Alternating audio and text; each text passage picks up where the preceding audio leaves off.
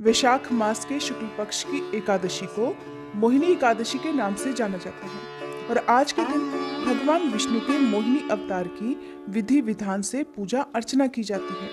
पौराणिक मान्यताओं के अनुसार समुद्र मंथन के समय अमृत का एक कलश निकला था, जिसे दानवों से बचाने के लिए श्री हरि विष्णु ने मोहिनी का अवतार धारण किया था। इसलिए आज के दिन व्रत करने के साथ ही कथा का पाठ करने या फिर सुनने से 1000 गायों को दान देने के बराबर पुण्य की प्राप्ति होती है और ऐसा भक्त अंत में भगवान विष्णु की कृपा से मोक्ष को प्राप्त कर वैकुंठ लोक को जाता है। आज की इस वीडियो में सुनिए मोहिनी एकादशी की संपूर्ण व्रत कथा, साथ ही आप सुनेंगे एकादशी माता की आरती, जो कि हर एकादशी व्रत में जरूर सुननी चाहिए। एक बार धर्मराज युधिष्ठिर ने भगवान श्री कृष्ण से मोहिनी एकादशी का महात्म्य जानने की इच्छा प्रकट की। तब उन्होंने एक पौराणिक कथा के माध्यम से मोहिनी एकादशी के महत्व को धर्मराज युधिष्ठिर को इस प्रकार समझाया। भगवान श्री कृष्ण कहने लगे, हे धर्मराज, पौराणिक कथा के अनुसार सरस्वती नदी के तट पर भद्रावती नाम की एक नगरी थी। वहाँ द्युतिमान नामक चंद्रवंशी राजा का राज्य था। इसी नगरी में हर तरह से संपन्न श्री विष्णु भक्त धनपाल नामक एक वैश्य भी रहा करता था। उस वैश्य ने नगर में कई भोजनालय, प्याऊ, कुएं, तालाब और धर्मशाला आदि बनवाए थे।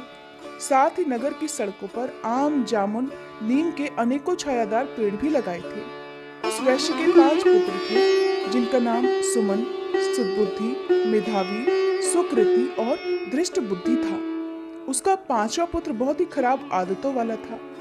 वो अपने माता पिता और भाइयों में से किसी की बात भी नहीं मानता था।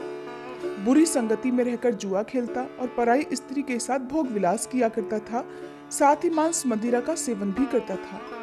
इसी प्रकार अनेक बुरे कर्मों से वह अपने पिता के संचित धन को नष्ट करता रहता था। पुत्र के कुकर्मों से परेशान होकर धनपाल ने दृष्ट बुद्धि को घर से निकाल दिया। अब वह अपने गहने कपड़े बेचकर जीवन बिताने लगा। जब उसके पास कुछ भी नहीं रहा, तब बुरे कामों में साथ देने वाले मित्रों ने भी उसे छोड़ दिया।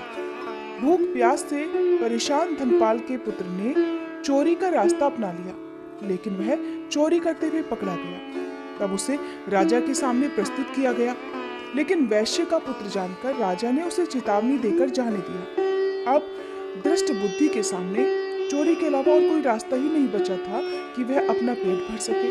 तब उसने फिर से चोरी की और इस बार भी वह पकड़ा गया। दूसरी बार पकड़े जाने पर राजा ने उसे कारागार में डाल दिया, जहां उसे बहुत दुख दिए गए और बाद में उसे नगर से बाहर निकाल दिया गया। नगर से निकाले जाने पर दृष्ट बुद्धि वन में चला गया। वहां वह पशु पक्षियों का शिकार करके अब उन्हें मारकर खाने लगा और कुछ समय के बाद वह बहेलिया बन गया। एक दिन दृष्ट बुद्धि भूख और प्यास से व्याकुल खाने की तलाश में कौंडिन्य ऋषि के आश्रम में पहुंच गया। उस समय वैशाख मास चल रहा था और महर्षि गंगा स्नान करके वापस आ रहे थे। महर्षि के भीगे वस्त्रों के छींटे दृष्ट बुद्धि पर पड़ने से उसे कुछ ज्ञान की प्राप्ति हो गई। तब उसने कौंडिन्य ऋषि से हाथ जोड़कर कहा, हे महर्षि, मैंने अपने जीवन में बहुत सारे पाप किए हैं। कृपया आप इन सभी पापों से मुक्ति का कोई उपाय बताइए। तब ऋषि ने प्रसन्न होकर दृष्ट बुद्धि को वैशाख शुक्ल मोहिनी एकादशी का व्रत रखने को कहा कि इस व्रत को धारण करने से तुम्हारे सभी पाप नष्ट हो जाएंगे। तब दृष्ट बुद्धि ने महर्षि को प्रणाम किया और उनकी बताई विधि अनुसार इस व्रत को किया। भगवान श्री कृष्ण कहने लगे, हे धर्मराज, इस व्रत के प्रभाव से दृष्ट बुद्धि के सभी पाप मिट गए और अंत में वह गरुड़ पर सवार होकर वैकुंठ धाम चला गया। इस व्रत से मोह माया सबका नाश हो जाता है। संसार में मोहिनी एकादशी व्रत से श्रेष्ठ और कोई व्रत नहीं है।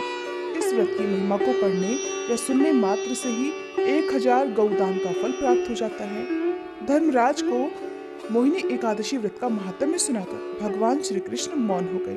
तब धर्मराज ने भी विधि विधान से वैशाख शुक्ल मोहिनी एकादशी का व्रत सच्चे मन और श्रद्धा से किया, जिससे उन्हें भी अंत में वैकुंठ लोक की प्राप्ति हुई।